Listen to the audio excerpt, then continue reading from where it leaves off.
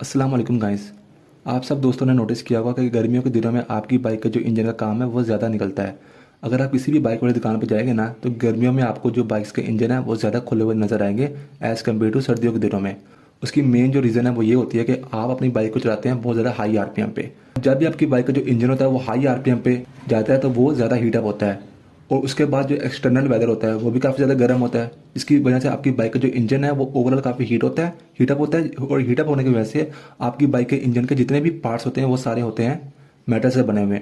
और मेटल गर्मी में जब गर्मी हद से ज़्यादा बढ़ जाती है तो वो एक्सपैंड हो जाता है। अब जब बाहर से भी गर्मी पड़ी है और आपके इंजन आपने काफ़ी ज़्यादा हाई आरपीएम पे चलाया, आपको तरीका नहीं आता चलाने का कि इंजन को चलाना कैसे है, आपने काफ़ी ज़्यादा हाई आरपीएम पे इंजन को चलाया, तो इससे जो इंजन के अंदर मेटल के पार्ट्स होते हैं वो काफ़ी ज़्यादा एक्सपैंड हो जाते हैं। जो कि एक लोहे की एक मेटल की खसूसियत यही होती है कि वो गर्म होने के बाद एक्सपैंड हो जाता है। अब जब वो काफ़ी ज़्यादा एक्सपैंड हो जाता है ना, हद से ज़्यादा होता है, तो जो पार्ट्स होते हैं ना उनके बीच के जो फासला होता है वो कम हो जाता है, जिसकी वजह से जो उनकी फ्रिक्शन होती है ना, घिसावट होती है, वो बढ़ जाती है। पार्ट्स जो है वो आपस में काफ़ी ज़्यादा टकराते हैं। वैसे अगर आप इसको नॉर्मल चलाएंगे ना इंजन को कम आरपीएम पे तो ये इतना हीट होगा नहीं। मिसाल के तौर पे ये सेम बाइक है, ये बाइक का इंजन है। इसको अगर एक आम आदमी चलाता है ना 5 किलोमीटर, यानी कि आपने गर्मी का दिन है, सेम टेम्परेचर है और सेम बाइक है, एक आदमी 5 किलोमीटर चला के आके उसने बाइक खड़ी की है, आप देखेंगे कि जितनी वो गर्म होगी उसके बरक्स सेम अगले दिन सेम टेम्परेचर पे सेम यही बाइक को अगर मैं चलाता हूँ ना, जिसको इंजन का पता है, और मैं भी 5 किलोमीटर चला के आके यहाँ पर खड़ी करता हूँ, तो आप देखेंगे कि यही बाइक सेम टेम्परेचर पर जो पहले बंदे ने चलाई थी उसकी कितनी हीटअप हुई होनी है, और सेम यही बाइक मैंने भी उसी टेम्परेचर पर 5 किलोमीटर चलाई होनी है तो मेरी काफ़ी कम गर्म होनी है, जबकि इंजन सेम है। तो इसीलिए आपको अपनी बाइक के जो होते हैं ना, कभी भी हाई आरपीएम पे गर्मियों के दिनों में आपको अवॉइड करना चाहिए हाई आरपीएम पे ले जाकर। अब हाई स्पीड और हाई आरपीएम पे फ़र्क होता है। किसी भी गियर की आपने एंड की जो 30% पावर होती है ना वो आपने बचा कर रखनी होती है। मैं आपको सिंपल मिसाल देता हूँ। मिसाल के तौर पर यहाँ पे दो बाइक्स है, दोनों सेम कंडीशन में है। दोनों बाइक्स जो है वो दूसरे गियर में लेट्स सपोज दोनों बाइक्स 40 तक खींच के पहुंच जाती है, दोनों बाइक्स पहुंच जाती है, ठीक है। एक बाइक का जो ड्राइवर है वो उसको, इसने भी 40 की स्पीड पे चलानी है, इसने भी 40 की स्पीड पे चलानी है। ये एक का जो ड्राइवर है ना, ये अपनी बाइक को जो वो खींच के दूसरे पे ले जाता है, ठीक है, दूसरे गियर में वो 40 तक लेके आया, या बिल फर्ज वो तीसरे गियर में जो है वो 40 की स्पीड पे चला रहा है। ये आदमी जो है ये स्पीड इसकी भी 40 वाली है, लेकिन ये आदमी उसको चौथे गियर में चला रहा है। आप देखिए फासला दोनों बराबर तय कर रहे हैं, लेकिन इस बंदे की बाइक जो है वो ये लो आरपीएम पे चल रही है, या चौथे गियर में 40 स्पीड पे चला रहा है, और इस आदमी की जो बाइक है वो हाई आरपीएम पे चल रही है। बस आज हमने यहाँ पर अपने बाइक का जो आरपीएम है ना इसको हमने लो करना है, यानी कि किसी भी गियर की जो हाथ की स्पीड है ना, मैक्सिमम किसी भी गियर की जो मैक्सिमम स्पीड है ना वो 70% ही अचीव कर पाए बाइक। बाकी का 30% आप चाह के भी इसको जो है वो आप अचीव ना करने दें बाइक को, ठीक है। अब मैं आपको सिंपल मिसाल देता हूँ कि हमने यहाँ पर करना क्यों है, क्योंकि बहुत सारे लोग कहते हैं कि आपको कंपनी से ज़्यादा पता है, तो मैं आपको यहाँ पर सिंपल मिसाल देता हूँ। देखिए फ्रेंड्स, एक डॉक्टर है, उसने एक इंसान को बोला हुआ कि आप अगर एक दिन में ना कोल्ड ड्रिंक जो है वो आप कोल्ड ड्रिंक अगर आप आधा गिलास पीते हैं ना तो आपकी बॉडी को कोई नुकसान नहीं होगा, ठीक है, आपने सिर्फ आधा गिलास पीनी है। और दूसरे आदमी को भी बोला हुआ कि आपने आधा गिलास जो है वो आपने कोल्ड ड्रिंक पीनी है, इससे ज़्यादा पिएंगे तो आपकी बॉडी को नुकसान होगा।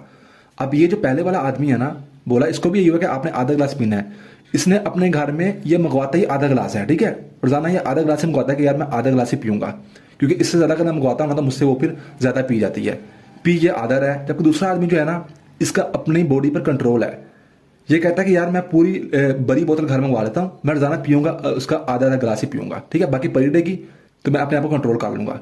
देखिए काम सेम है, लेकिन दोनों आदमी अलग अलग तरीके से कर रहे हैं। एक कह रहा है कि मैं बड़ी बोतल ले आता हूँ, मुझे सस्ती पड़ेगी, ठीक है, लेकिन मैं पीऊंगा रोजाना आधा गिलास ही। लेकिन ये आदमी कह रहा है कि यार मैं अगर बोतल घर में ले आता हूँ ना तो वो मुझसे ज्यादा पी जाती है, आधा गिलास में मैं ज्यादा पी लेता हूँ। लेकिन अब हमें दोनों को देख के चलना है ना, इसको अगर ये इस तरीके से अपनी बॉडी का कंट्रोल करता है तो ठीक है, ये भी अच्छा तरीका है। और ये जो है ये कहता है कि बेशक बोतल घर में पड़ी हो, मैं पीऊंगा आधा गिलास, तो ये भी कंट्रोल करता है। हमने सेम यही करना है कि अगर आप अपनी बाइक को लो आरपीएम पे चलाते हैं ना, यानी कि हर गियर की आप खींच के जबरदस्ती नहीं लेके जाते हैं, गियर मांगने से पहले आप बाइक को दे देते हैं, तो ठीक है। आपको हमने यहाँ पर आज करना क्या है कि हमें नट लगाना है, ठीक है, इसको लो कर देना है। तो आप उन बंदों को लो करने की जरूरत नहीं है जिनका अपने आप पर कंट्रोल है, या जिनकी बाइक जिनके खुद के हाथ में रहती है, वो ये नट ना भी लगाएं, वो वैसे अपनी बाइक को हाई आरपीएम पे ना लेके जाएं, गियर मांगने से पहले बाइक को दे दें। इसके बरक्स वो लोग जिनका अपने आप पर कंट्रोल नहीं रहता, वो बाइक को ना चाहते हुए भगाते हैं, खींचते हैं, उनके लिए हम यहाँ पर लो कर देंगे ताकि वो चाह कर ही बाइक को जो है वो हाई आरपीएम पे ना ले जा सके। 12 नंबर का नट लगाएंगे, हर गियर की जो 30% स्पीड है वो आपकी ऑफ रहेगी, सिर्फ 70% स्पीड को जो है वो अचीव कर पाएगा। यानी कि ये इतनी 100% रेस है ना, तो ये लगाने से आपकी बाइक जो है वो 70% ही रहेगी, बाकी का 30% उसका ऑफ रहेगा, ठीक है, सिर्फ 70% वो अचीव कर पाएगी हर गियर में। तो चलिए फ्रेंड्स हम इसको स्टार्ट करते हैं। 12 नंबर का आपको चाहिए होगा नट, जिससे जो आपकी बाइक की है वो मैक्सिमम अगर स्पीड देखी जाए ना तो मैक्सिमम आपकी बाइक 60 से ऊपर नहीं जाएगी। ये उन लोगों के लिए भी है जिन लोगों की जो बाइक है वो दूसरे लोग काफ़ी ज़्यादा इस्तेमाल करते हैं। ये आपने इसे खोल लेनी है और ये देखिए आपके पूरी आ गई केबल, एक्सीलेटर केबल आ गई। ये आपने सिलाई को निकाल लेना है। इस स्प्रिंग है ना, इसको आप जस्ट इस तरीके से करेंगे,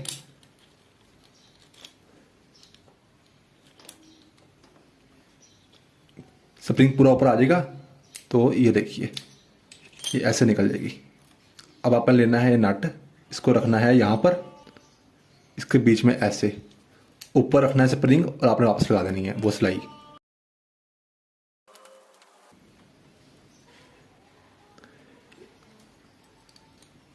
ये देखिए यहाँ पर डालकर स्प्रिंग को वापस लगा देना, बस। ये देखिए अब ये ऊपर से इसकी स्पीड थोड़ी सी लॉक हो गई। मैं ऊपर से रेस घुमाता हूँ तो ये देखिए ये इससे ऊपर जा नहीं पा रही, ठीक है। और आगे इसके नट ने इसको रोका हुआ है, इससे ऊपर जा ही नहीं पा रही। आपने इसको वापस लगा देना है। ये चीज़ होती है हमेशा रेस वाले स्क्रू के सामने।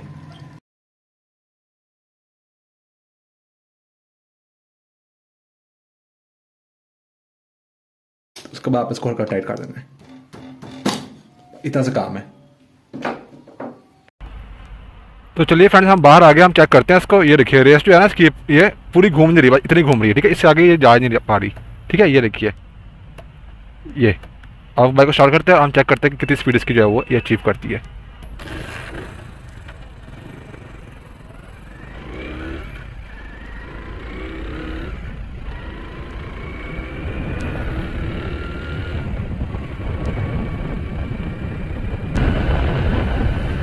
ये देखिए फुल स्पीड, अब ये देखिए फुल स्पीड ही है।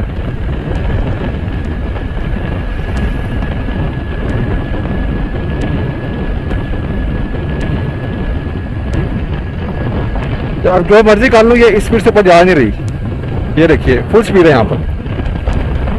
तो ये आप चाह कर भी 60 की स्पीड इनफ होती है, चाह कर भी ना आप इससे ज़्यादा स्पीड जो है वो अचीव कर ही नहीं पाएंगे, ठीक है। ये इसका बेनिफिट है। हर गियर में ये जो पहले की स्पीड, पहले की निस्बत में ये हर गियर में 30% कम चलेगी, जो कि बहुत बड़ा बेनिफिट है, ठीक है। ये देखिए। तो बस फ्रेंड, यही थी आज की वीडियो। मेरा नाम है तैयब अजीज़। इससे आपको माइलेज भी अच्छी मिलेगी और आपकी बाइक ज़्यादा हीटअप भी नहीं होगी। तो मेरा नाम है तैयब अजीज़। थैंक्स एंड अल्लाह हाफिज़।